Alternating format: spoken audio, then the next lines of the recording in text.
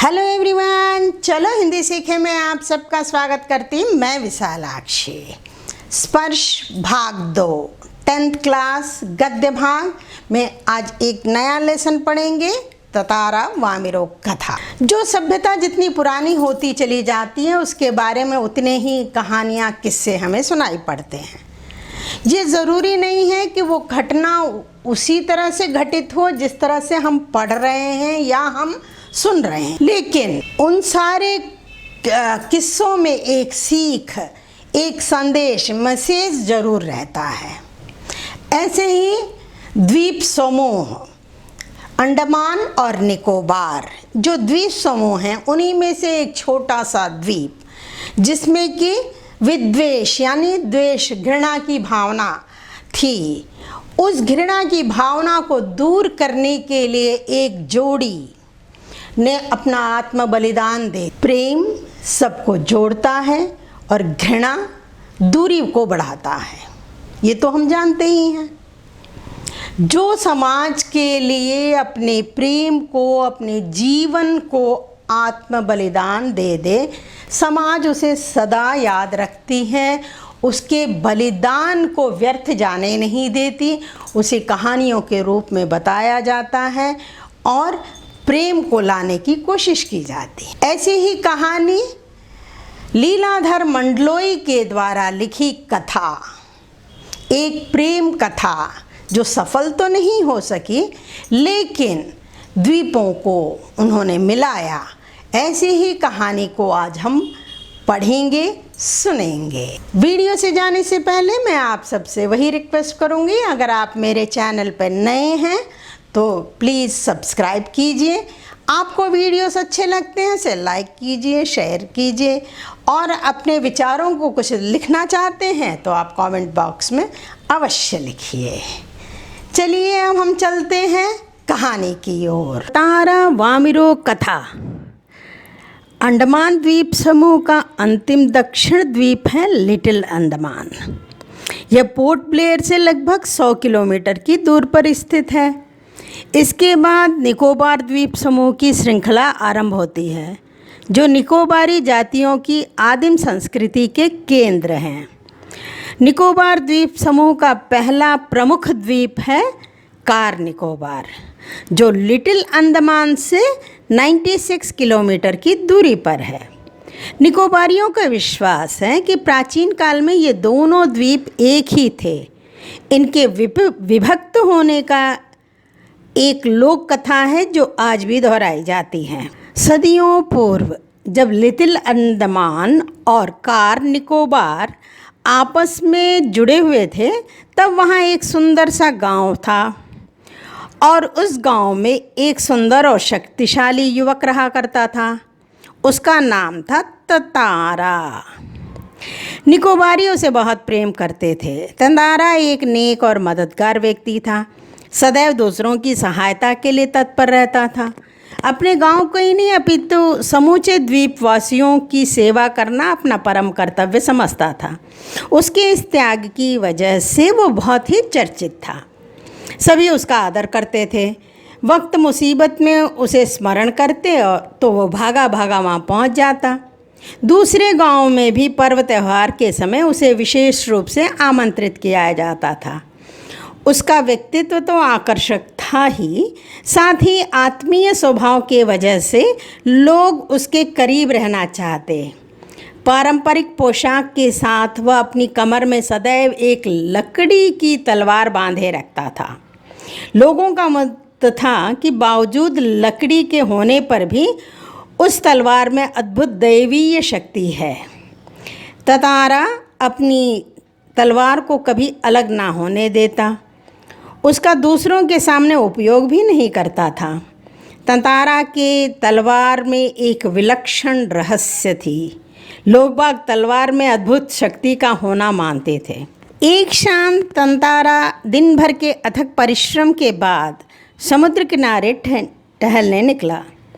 सूरज समुद्र से लगे क्षितिज तले डूबने को था। समुद्र से ठंडी ठंडी बयारें आ रही थीं, ठंडी ठंडी हवा आ रही थी। पक्षियों के सायंकालीन चहचहाटें धीरे धीरे क्षीण होती जा रही थीं। उसका मन शांत था। विचार मग्न तंतरा समुद्री बालू पर बैठकर सूरज की अंतिम रंग बिरंगी किरणों को समुद्र पर निहारने लगा। तभी कहीं से उसे एक मधुर गीत सुनाई दिया। गीत मानो बहता हुआ उसकी तरफ आ रहा हो। बीच बीच में लहरों की संगीत भी सुनाई दे रही थी। गायन इतना प्रभावी था कि वह अपनी सुध बुध खोने लगा। लहरों के एक प्रबल वेग ने उसकी तंत्रा भंग कर दी। चैतन्य होकर वह इधर उधर बढ़ने को विवश हो उठा, जिधर से अभी गीत के स्वर बह रहे थे। वह विकल सा उस तरफ बढ़ता गया। अंततः उसकी नज़र एक युवती पर पड़ी जो ढलती हुई शाम के सौंदर्य में बेसुध एकटक समुद्र के देह पर डूबते आकर्षक रंगों को निहारते हुए गा रही थी। यह एक श्रृंगार गीत था। उसे ज्ञात ही ना हो सका कि कोई अजनबी युवक उसे निःशब्द ताके जा रहा है। एकाएक एक ऊंची लहर उठी और उसे भिगो गई। वह हड़बड़ाकर गाना भूल गई। इसके पहले कि वह सामान्य हो पाती, उसने अपने कानों में गूंजती गंभीर आकर्षक आवाज़ सुनी। तुमने एकाएक इतना मधुर गाना अधूरा क्यों छोड़ दिया? तंतारा ने विनम्रतापूर्वक कहा। अपने सामने एक सुंदर युवक को देखकर वह विस्मित हुई। उसके भीतर किसी कोमल भावना का संचार हुआ, किंतु अपने को संयत कर उसने बेरुखी के साथ जवाब दिया। पहले बताओ, तुम कौन हो? इस तरह मुझे घूरने और इस असंगत प्रश्न का कारण? अपने गांव के अलावा किसी और गांव के युवक के प्रश्नों का उत्तर देने को मैं बाध्य नहीं, यह तुम भी जानते हो। तंतारा मानो सुध-बुध खोए बैठा था। जवाब देने के स्थान पर उसने पुनः अपना प्रश्न दोहराया। तुमने गाना क्यों रोक दिया? गाओ, गीत पूरा करो। सचमुच तुमने बहुत सुरीला कंठ पाया है। यह तो मेरे प्रश्न का उत्तर ना हुआ, युवती ने कहा। सच बताओ, तुम कौन हो? लपाती गांव में तुम्हें कभी नहीं देखा। तंतारा मानो सम्मोहित था। उसकी कानों में युवती की आवाज़ ठीक से पहुंच ना सकी। उसने पुनः विनय किया। तुमने गाना क्यों रोक दिया? गाओ ना। युवती झुलझुल उठी। वह कुछ और सोचने लगी। अंततः उसने निश्चयपूर्वक एक बार पुनः लगभग विरोध करते हुए कड़े स्वर में कहा, ढिद्धता की भी हद है। मैं जब से परिचय पूछ रही हूँ और तुम बस एक ही राग अलाप रहे हो, गीत गाओ गीत गाओ। आखिर क्यों? क्या तुम्हें गांव का नियम नहीं मालूम? इतना बोलकर वह जाने के लिए तेजी से मुड़ी। तंतारा को मानो कुछ होश आया। उसे अपनी गलती का एहसास हुआ। वह उसके सामने रास्ता रोककर मानो गिड़गिड़ाने लगा। मुझे माफ़ कर दो। जीवन में पहली बार मैं इस तरह विचलित हुआ हूँ। तुम्हें देखकर मेरी चेतना लुप्त हो गई थी। मैं तुम्हारा रास्ता छोड़ दूँगा, बस अपना नाम बता दो। तंतारा ने विवशता में आग्रह किया। उसकी आंखें युवती के चेहरे पर केंद्रित थीं। उसके चेहरे पर सच्ची विनय थी। वामीरो, एक रस घोलती आवाज़ उसके कानों में पहुंची। वामीरो, वामीरो, वाह कितना सुंदर नाम है। कल भी आओगी ना यहाँ? तंतारा ने याचना भरे स्वर में कहा। नहीं, शायद कभी नहीं, वामीरो ने अनमनस्कतापूर्वक कहा और झटके से लपाती की तरफ बेसुध से दौड़ पड़ी। पीछे तंतारा के वाक्य गूंज रहे थे। वामीरो, मेरा नाम तंतारा है। कल मैं इसी चट्टान पर प्रतीक्षा करूँगा। तुम्हारी बाट जोहूँगा, जरूर आना। वामीरो रुकी नहीं, भागती ही गई।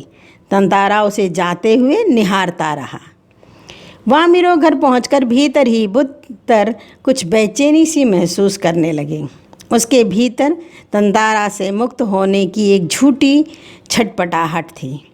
एक झल्लाहट में उसने दरवाज़ा बंद किया और मन को किसी और दिशा में ले जाने का प्रयास किया। बार बार तंतारा का याचना भरा चेहरा उसके सामने में तैर रहा था। उसने तंतारा के बारे में कई कहानियाँ सुन रखी थीं। की कल्पना में वह एक अद्भुत साहसी युवक था, किंतु वही तंतारा उसके सम्मुख एक अलग रूप में आया, सुंदर, बलिष्ठ, किंतु बेहद शांत, सभ्य और भोला।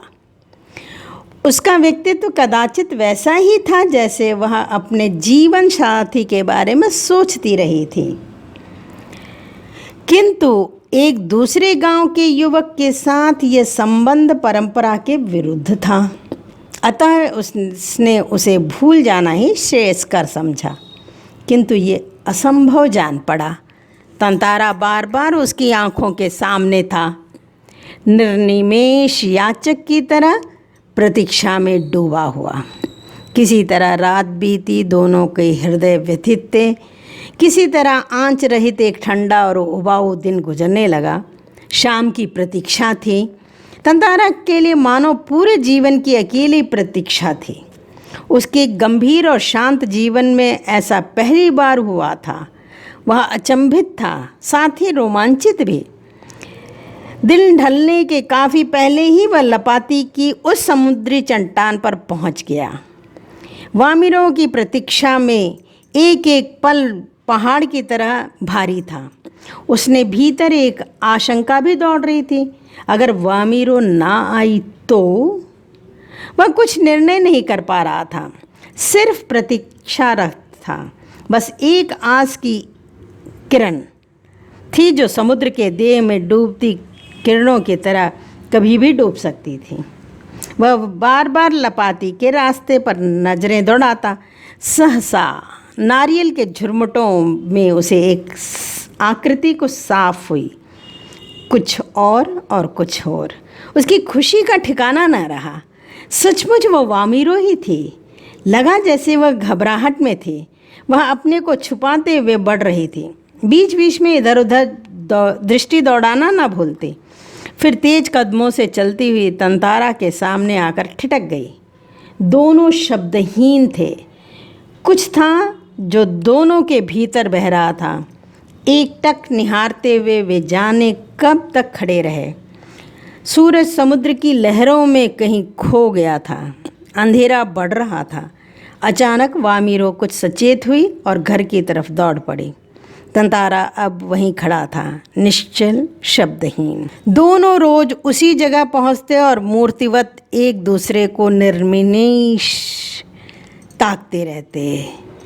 बस भीतर समर्पण था जो अनवरत गहरा था। लपाती के कुछ युवक ने इस मूक प्रेम को भांप लिया और खबर हवा की तरह बह उठी।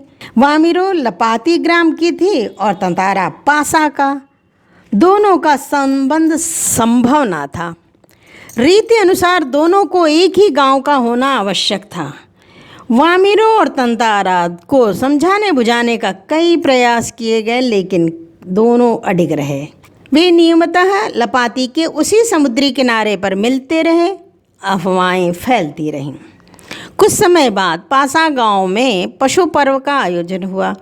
पशु पर्व में हृष्ट-पुष्ट पशुओं के प्रदर्शन के अतिरिक्त पशुओं से युवकों की शक्ति परीक्षा प्रतियोगिता भी होती है। वर्ष में एक बार सभी गांव के लोग इसमें हिस्सा लेते हैं। बाद में नृत्य, संगीत और भोजन का आयोजन भी होता है। शाम से सभी लोग पासा में एकत्रित होने लगे। धीरे धीरे विभिन्न कार्यक्रम शुरू हुए। तंतारा का मन इन कार्यक्रमों में तनिक भी न था। उसकी व्याकुल आंखें वामिरो को ढूंढने में व्यस्त थीं। नारियल के झुंड के एक पेड़ के पीछे उसे जैसे कोई झांकता दिखा।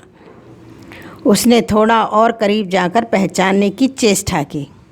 वो वामिरो ही थी जो भयवश सामने आने में झिझक रही थी।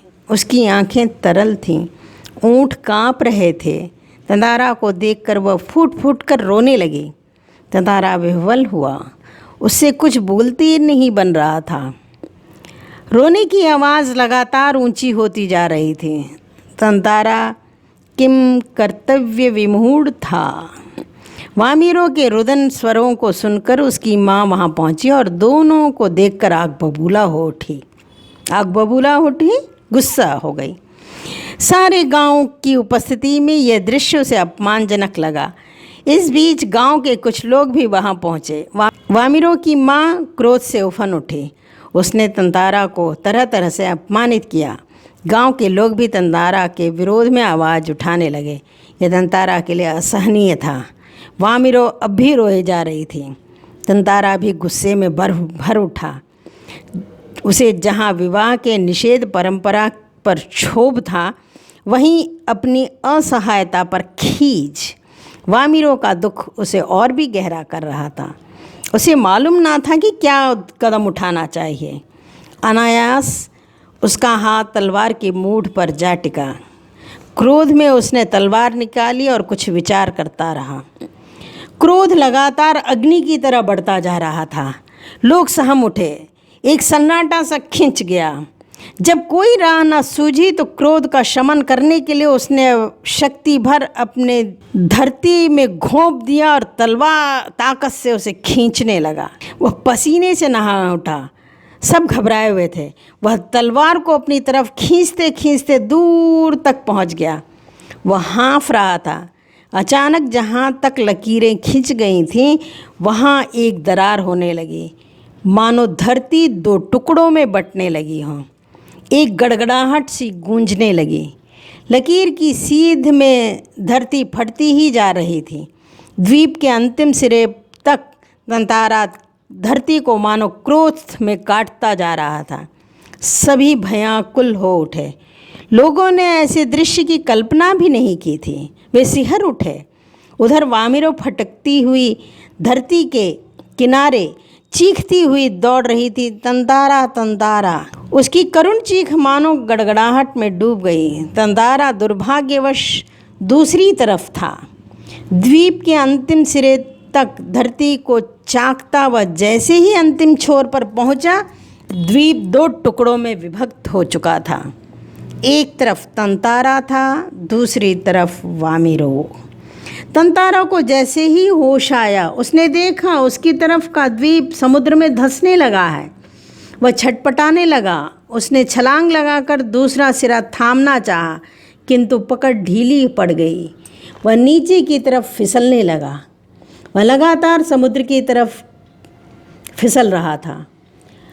उसके मुंह से सिर्फ एक ही चीख उबर रही थी, वामिरो वामिरो वामिरो वामिरो। उधर वामिरो भी तंतारा तंतारा की ही पुकार कर रही थी।